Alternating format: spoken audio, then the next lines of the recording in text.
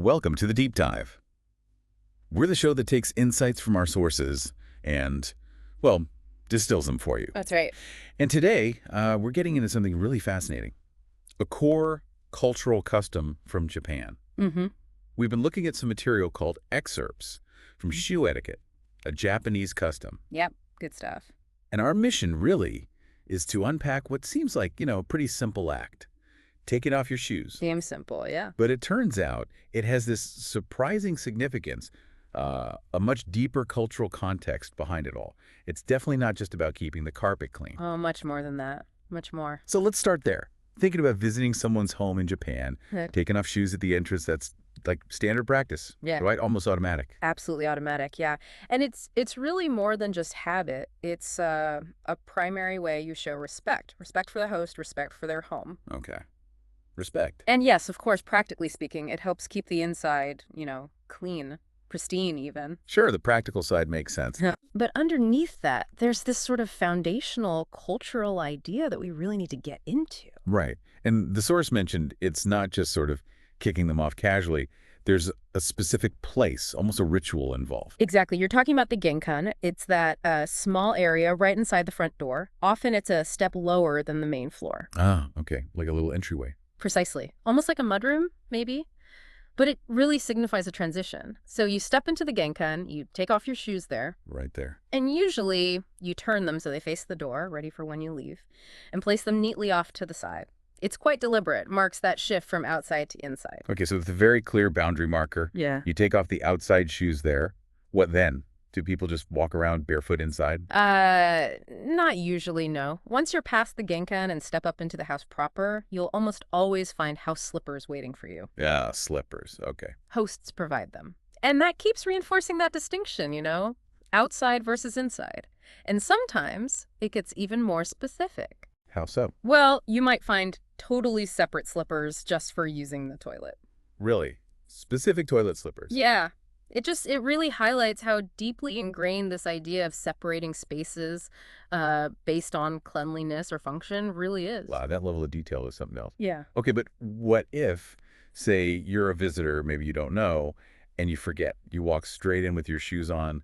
What happens? The source says that's considered pretty rude. Oh, absolutely. It can Yeah. be seen as quite disrespectful, yeah.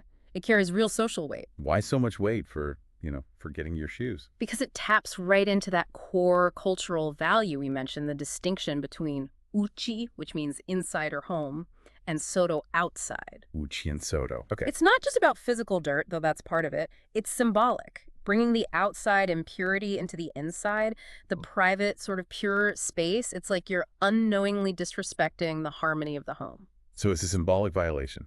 Exactly. It shows a lack of understanding, maybe even a disregard for the effort the host puts into maintaining that clean, respected space. And it's a very visible sign of whether you get the local norms of hospitality and spatial respect. That makes sense. Well, Where does this whole tradition even come from? Did the source get into the origins? it did, yeah. It really goes back to some quite old Japanese ideas about, well, differentiating clean and dirty spaces. The outside world, streets, public areas, is traditionally seen as potentially carrying kigar. Kikawar. Yeah, kind of like impurity, defilement, dirtiness, both literal and maybe a bit symbolic. The inside of the home, though, that needs to stay hair. Clean, pure, maybe even sacred in a sense. Yeah. This division is really fundamental in Japanese thought historically. It's influenced architecture, daily life, even religious practices like Shinto, which puts a huge emphasis on ritual purity. So it's like creating a sanctuary. Keeping the outside out isn't just about physical dirt. It's about maintaining a kind of conceptual purity inside. That really clarifies why leaving shoes at the genkan is so non-negotiable. It's a powerful dividing line. Precisely, a very clear conceptual separation. Now, does this inside-outside, clean-dirty idea, this shoe custom, does it only apply to private homes? Or do you see it elsewhere too? That's a really important question for anyone visiting because, yes, it absolutely extends beyond homes. It's quite pervasive, actually. Like where? Well, you often need to take off your shoes in schools, for example, before going into classrooms. Definitely in traditional temples and shrines, those are sacred spaces. Right, temples make sense. And even in some businesses, think traditional restaurants, especially those with tatami mat flooring or traditional inns, ryokan, you'll often leave your shoes at the entrance there too. So it pops up in quite a few places. It really shows how deeply embedded this respect for differentiated spaces is in daily life across Japan. So bringing this all together for you listening, the source really hammered home this point. Taking off your shoes, it seems small, it seems simple, but, quote, it means a lot. It really, really does. It's such a key takeaway. If you ever get the chance to visit Japan, remembering and observing this custom is, well, it's vital. More than just good manners. Much more. It's not just about following some arbitrary rule. It shows you understand, you respect the culture.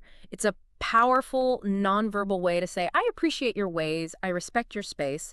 It helps bridge cultural differences, builds connection. It's like a small key, really, unlocking a smoother interaction. What a great way to put it. A Yeah. small key. Okay, so just to recap this deep dive then, we've kind of peeled back the layers on Japanese shoe etiquette. Yeah. It's not just about clean floors. Yeah. It's rooted in these profound ideas of respect, cleanliness, and that fundamental split between uchi, the inside, and soto, the outside. So the genken, the specific entry space, acting as this crucial transition It's zone. a threshold, yeah. And forgetting this seemingly small custom, it carries real social weight because it connects to these deep ideas of purity and order. And as you said, it's not just homeschools, temples, some restaurants too. Exactly. It's widespread. It really drives home how much meaning can be packed into a simple everyday action. And that actually leads to maybe a final thought to leave you with, something to chew on. Okay.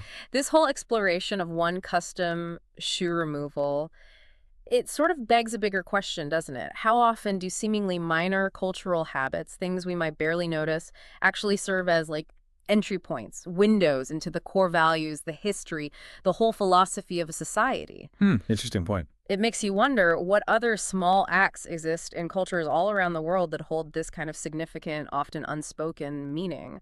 What quiet stories are being told through simple, everyday gestures that we might be missing?